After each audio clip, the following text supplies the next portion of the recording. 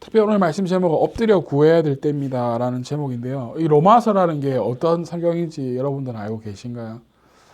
잘 모르실 것 같아서 조금만 설명을 할게요. 세상 사람들에게 보낸다라는 것보다 예수님을 잘 믿는다고 자부하는 이 로마 교회 교인들에게 보내는 메시지라고 보면 될 것 같아요. 그래서 다시 오늘날로 이야기하면 교회를 다니는 우리들에게 말하는 것과 같다고 볼 수 있을 것 같아요. 근데 세상 사람들처럼 정욕에 찌들려서 사는 사람들은 없을지 모르겠지만 예수님을 믿는 우리들은 그리스도 예수의 옷을 입고 살아가야 되는 사람인데 그리스도의 옷을 입고 있는지 혹은 자고 있는지 혹은 세상의 영향을 받아서 자기 자신을 사랑하는 것에 더하고 물질과 여러 가지 것들을 더 사랑하고 살아가고 있지는 않은지 그래서 우리가 이중적인 삶을 살아가고 있는 것은 아닌지 그럼 우리들에게 오늘 깨달으라고 메시지를 주는 것입니다. 우리가 그리스도인이라면 그리스도인답게 살아가야 한다는 것을 말해요. 오늘 특히 읽었던 이 로마서 같이 읽었던 이 본문도 마찬가지죠. 13장에서도 마찬가지고 예수님께서도 이 사도 바울 말고도 예수님께서도 우리에게 경고해 주셨는데요. 누가복음을 한번 찾아보실래요? 누가복음 21장 34절 시작. 너희는 스스로 조심해서 방탕과 술취함과 세상살이 걱정으로 너희 마음이 짓누르지 않게 하고 또한 그날이 벽과 같이 너희에게 닥치지 않게 하라. 네, 여기 분명히 보니까 너 스스로 조심하라 하면서 쫙 나오는 게 오늘 읽었던 로마서에 있는 말씀과 똑같죠, 그죠? 예수님의 경고에 너희는 스스로 조심하라고 했어요. 이 너희 누구냐면 제자들을 말해요. 즉 예수님을 믿는 우리 모두를 놓고 하시는 말씀이라는 것이죠.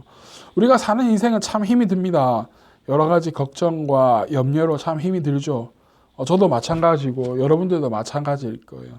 돈의 문제로 염려가 되기도 하고 또 가정의 문제로 염려가 되기도 하고 또 직장의 문제로 염려가 되기도 하고 앞으로 나의 학업과 진로를 위해서도 여러 가지 문제로 염려가 되기도 합니다.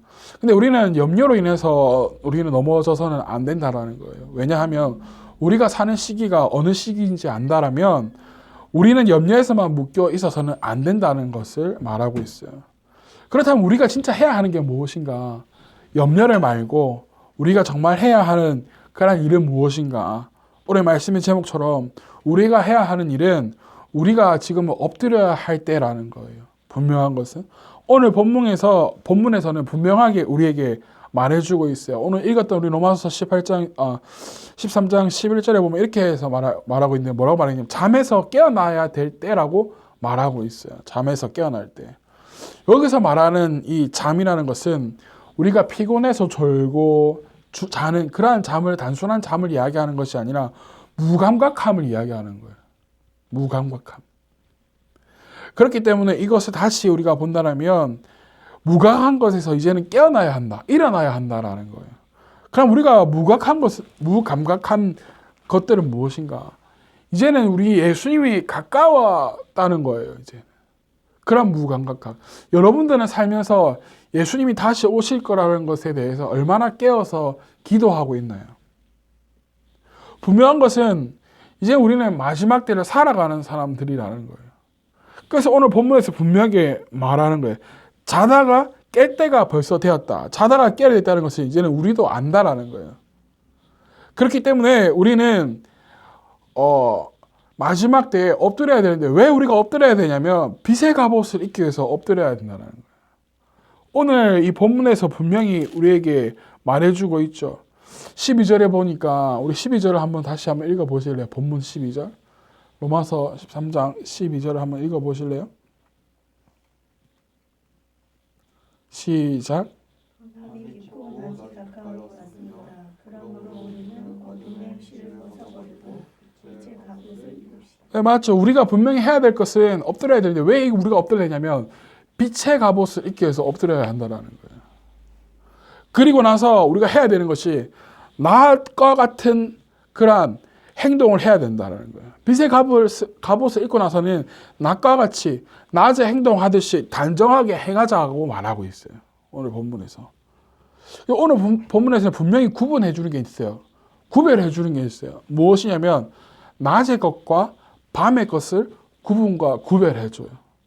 근데 분명히 우리가 알 수 있는 것은 무엇이냐면 우리는 밤의 것을 하는 것이 아니라 낮의 행동을 해야 하는 사람이라는 것을 알려주고 있어요. 또한 한 가지는 뭐냐면 밤의 것과 낮의 것을 구분과 구별하면서 무엇이 좋은 것이라는 것을 분명히 알려주고 있어요. 밤의 것보다 낮의 것이 더 단정하고 좋다는 것을 우리는 본문을 통해서 알 수가 있어요. 오늘 특별히 13절에는 왜 밤의 것이 나쁜지, 밤에 하는 일들이 무엇인지에 대해서 말해주고 있는데 그것이 무엇인지 보면 우리 13절도 한번 읽어볼까요? 시작. 낮의 행동하듯이 단정하게 행합시다. 호사한 연애와 술 취함, 은행과 방탕, 싸움과 시기에 빠지지 않으시다. 네, 분명하게 이 밤의 것에 대해서 말해주고 있어요. 밤의 것은 이런 거라고 말하고 있어요. 방탕하거나 술 취하지 말고 음란하거나 호색하지 말라라고 분명하게 다투지 말라라고 분명하게 이 밤의 것에 대해서 이야기해 주고 있어요.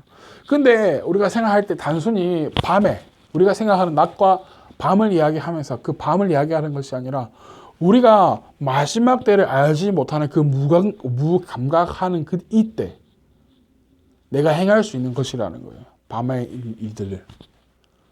나는 얼마나 깨어서 기도하고 있는가? 나는 얼마나 깨어서 마지막 때를 살아가고 있는가? 나는 얼마나 깨어서 일어나서 빛의 갑옷을 입고 있는가? 라는 것이 오늘 중요합니다. 특별히 빛의 갑옷은 무엇이냐? 우리가 이것을 알아야 되겠죠. 빛의 갑옷이 무엇인지. 빛의 갑옷은 그리스도의 옷을 말합니다. 그리스도의 옷. 그런데 흔히 말하면 그리스도의 옷은 우리가 전신갑주라고 이야기들을 많이 해요. 그런데 오늘 그것보다 분명히 그리스도 옷이 무엇인지 알아야 돼요.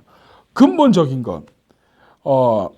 이 그리스도의 옷은 그리스도가 세례를 받은 자들이 예수 그리스도의 옷을 입었다라는 건데 예수 그리스도의 옷을 입는다는 것은 무엇이냐면 나는 나 자신의 죄 때문에 십자가에 못 박히신 그 예수 그리스도와 함께 죽고 함께 장사되는 함께 살아가는 그런 믿는 자가 되었습니다 하는 고백이 있어야 된다는 거예요. 또 한 가지는 무엇이냐면 사도 바울은 이렇게 말하고 있어요. 우리 갈라디아서를 찾아보실래요? 갈라디아서 3장 27절. 로마서 뒤에 있는 고린도서 전후서 뒤에 있는 갈라디아서가 있는데 그 갈라디아서를 한번 볼까요? 갈라디아서 3장 27절. 여러분은 모두 세례를 받아 그리스도와 나가고 그리스도를 옷으로 입은 사람들이기 때문입니다. 누구든지 그리스도 합하기 위해서 여러분들이 가지고 있는 성경책과 비슷해요. 세례를 받은 자들은 세례받은 자들을 분명한 것은 그리스도의 옷을 입었다라고 말해요. 세례받은 자들. 근데 단순히 우리가 교회에서 주는 물로 세례를 주는 그 세례를 말하는 게 아니에요. 성령 세례를 말하는 거예요. 예수 그리스도를 정말 인격적으로 믿는다라면 예수 그리스도를 정말 인격적으로 영접한다라면 우리에게 반드시 성령 세례를 준다고 이야기했어요. 그래서 성령 세례를 받은 사람들이 그리스도의 옷을 입은 사람이다라고 말하는 거예요. 그래서 그리스도의 옷은 전신갑주인데 그 전신갑주 여러 가지 것들이 있는 거예요. 사랑하는 여러분, 오늘 말씀 제목은 엎드려 구해야 될 때라고 했어요. 그렇다면 우리가 엎드려야 돼서 구해야 될 것이 무엇이냐면 돈을 구해야 될까요? 아니면 좋은 직장을 위해서 내가 먹고 구해야 될까요? 다 구해야 돼요. 구해야 될 것이지만 분명하게 하나님께서는 예수님께서는 우리에게 이렇게 가르쳐 주셨어요. 무엇이냐면 하나님 나라와 의를 위해서 구해라고 했어요. 그럼 우리의 필요한 것은 구하지 말아야 돼요. 아니요, 다 구해야 돼요. 근데 하나님께서 우리의 구하는 것을 다 알고 계시는 분이시죠. 그렇다면 내가 하나님 나라와 의를 위해서 무엇을 구해야 하냐면 분명한 것은 여러분들 구분해야 되는 거예요. 하나님 나라와 의를 위해서 우리가 무슨 기도를 해야 하냐면 우리가 성령의 충만한 삶을 늘 살아가도록 기도해야 되는 거예요. 하나님 나라를 이 땅에 이루어 드리는 것은 우리 믿는 자들이 성령으로 충만한 삶을 살아가는 것이 하나님 나라와 의를 이루어가는 거예요. 빛의 갑옷을 입은 우리들은 그 빛의 갑옷의 빛이 꺼지지 않도록 성령의 기름이 날마다 떨어지지 않도록 우리가 구하고 준비되어야 하는 거예요. 이것이 하나님 나라가 이루어지는 것이고 의가 이루어지는 것이에요. 많은 믿는 자들이 이 빛의 갑옷, 온전한 빛의 갑옷을 입지 못하기 때문에 하나님 나라의 욕이 되어지고 하나님의 이름이 망령되게 불러지는 것이에요. 정말 하나님의 나라와 의를 위해서 구하는 것은 내가 성령의 기름이 날마다 떨어지지 않도록 성령이 날마다 나 안에 충만하도록, 내 삶에 충만하도록 우리가 기도해야 한다라는 거예요. 다윗도 이렇게 구했어요. 시편 51편 11절에 나를 주 앞에서 쫓아내지 마시고 주의 성령을 내게 거두지 마소서. 다윗도 이것을 알았던 거예요. 다윗이 잘못을 범했을 때 기도했던 거예요. 나를 주 앞에서 쫓아내지 마시고 또 한 가지 주의 성령을 내게서 거두지 마시옵소서. 왜냐하면 빛의 갑옷을 입고 살아가야 되기 때문에. 성령이 없어지면, 성령을 거두어가시면 내가 빛의 갑옷을 입은 사람이 될 수 없기 때문에. 그렇기 때문에 어쩌든지 엎드리는 것이 우리가 살 길이에요. 우리가 해야 할 일이에요. 빛의 갑옷을 입고 있어야지 마지막 길에 살아가는 우리들이 살아남을 수 있어요. 이제는. 빛의 갑옷을 입고 있어야 낮에 행동하듯이 살아갈 수가 있어요. 무감각한 잠에서 깨어날 수가 있어요. 성령의 기름으로 반짝이는 빛의 갑옷을 입고 있을 때야 호사한 연애와 술 취함과 음행과 방탕함과 그 싸움과 시기, 다툼에서 벗어날 수가 있어요. 우리가 크리스마스, 우리 성탄절 때에 보았던 우리 영화 기억나나요? 다큐멘터리? 그때에서도 우리가 마지막 때를 준비해야 된다라고 얘기했는데, 또한 한 가지 비유가 우리 결혼을 준비할 때 열처녀 비유가 나오잖아요.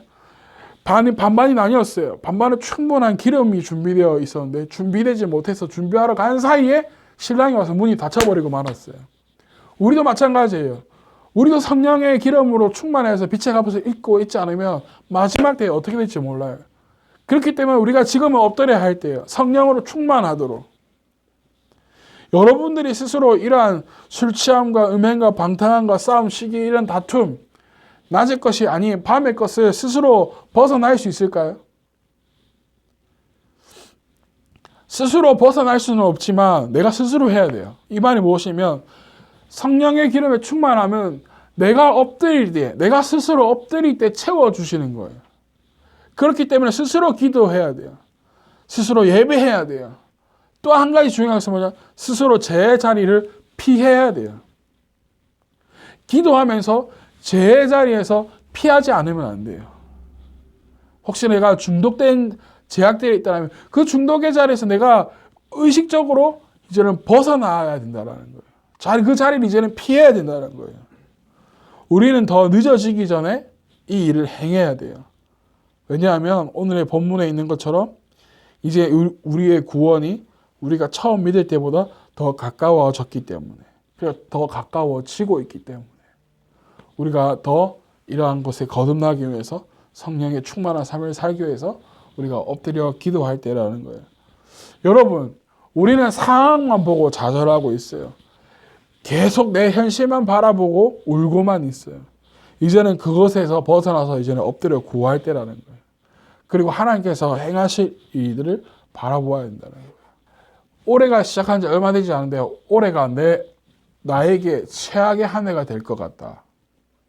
여러분, 최악의 한 해가 될 것 같다라는 이야기를 하기 전에 내 상황만 바라보고 나는 울고 있었던 거예요. 내 상황만 보고 좌절하고 있었던 거예요. 그런데 그것이 아니라 내 상황만 바라보고 내가 지금 처해 있는 일들만 바라보고 울고 올해도 최악의 한 해가 될 거야.